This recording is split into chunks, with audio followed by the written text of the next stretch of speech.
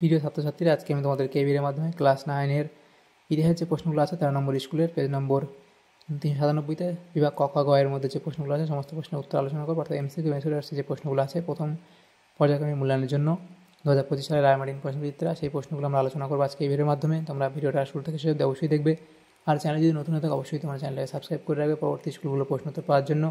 এবং এর আগের স্কুলগুলো প্রশ্নোত্তর আমরা আলোচনা করে দিয়েছি, তোমার প্লেলিস্ট থেকে সেগুলো পেয়ে যাবে। অবশ্যই সেই প্রশ্নোত্তরগুলো সেখান থেকে দেখে নেবে।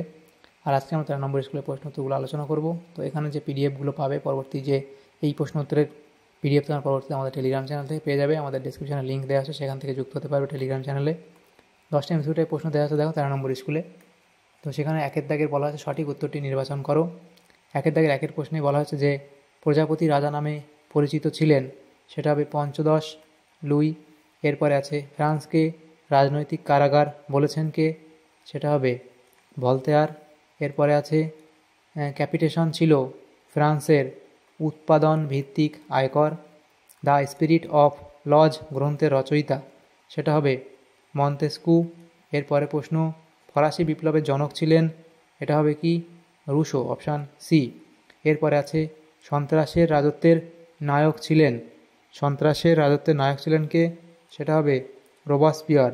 এরপরে আছে নেপোলিয়ন জন্মগ্রহণ করেন, নেপোলিয়ন জন্মগ্রহণ করেন কোথায়, কর্সিকায়। এরপরে আছে কোড নেপোলিয়নে ধারার সংখ্যা ছিল 2287টি, অপশান বি। এরপরে প্রশ্ন নেপোলিয়ন গ্র্যান্ড আর্মি নিয়ে মস্কো অভিযান করেন, এটা হবে 1821 খ্রিস্টাব্দে, অপশান সি। এরপরে আছে বিপ্লবের সন্তান বলা হয় নেপোলিয়নকে, অপশান বি। তাহলে এমসিকিউ টাইপ যে প্রশ্নগুলো ছিল 10টা সেগুলো হলো। এর পরের প্রশ্নগুলো দেখো দেওয়া হয়েছে 2 দাগের প্রশ্ন, 2-1 কথায় উত্তর দাও। প্রথম প্রশ্ন, জনসাধারণ কাদের অর্থলোলুপ নেকড়ে উপাধিতে ভূষিত করে, তাই লিখবে অভিজাতদের, অভিজাতদের। এরপরের যে প্রশ্নগুলো দেওয়া আছে দেখো, পরের প্রশ্ন বলা হয়েছে দেখো 2 দাগের যে প্রশ্ন সেটা হচ্ছে ব্রান্সউইক ঘোষণাপত্র কবে জারি হয়, তাহলে 1792 খ্রিস্টাব্দে 25 জুলাই। এরপরে কোন দেশ সমুদ্রের রানী নামে পরিচিত, এটা হবে ইংল্যান্ড, ইংল্যান্ড। এরপরের প্রশ্ন ওয়াটারলুর যুদ্ধ কবে সংঘটিত হয়, 1815 খ্রিস্টাব্দে। এরপরের যে প্রশ্নগুলো আছে দেখো সেটা বলা হয়েছে দেখো 3 দাগের কয়স্তম্ভের সঙ্গে কয়স্তম্ভ মেলাও, 4টে প্রশ্ন 1 নম্বর করে দেওয়া হয়েছে। প্রথম আছে ওলার, সেটা তোমাদের মিলবে অপশান সি, পুরাতন তন্ত্রের মৃত্যু পরোয়ানা। এরপরে লেফেভর, সেটা তোমাদের হবে দ্বিতীয় ফরাসি বিপ্লব। তারপর আছে চতুর্দশ লুই, সেটা হবে আমি রাষ্ট্র। তারপর সিজালপাইন প্রজাতন্ত্র, সেটা হবে ইতালীয় রাজ্য। এভাবে কয়স্তম্ভ মিলিয়ে নেবে।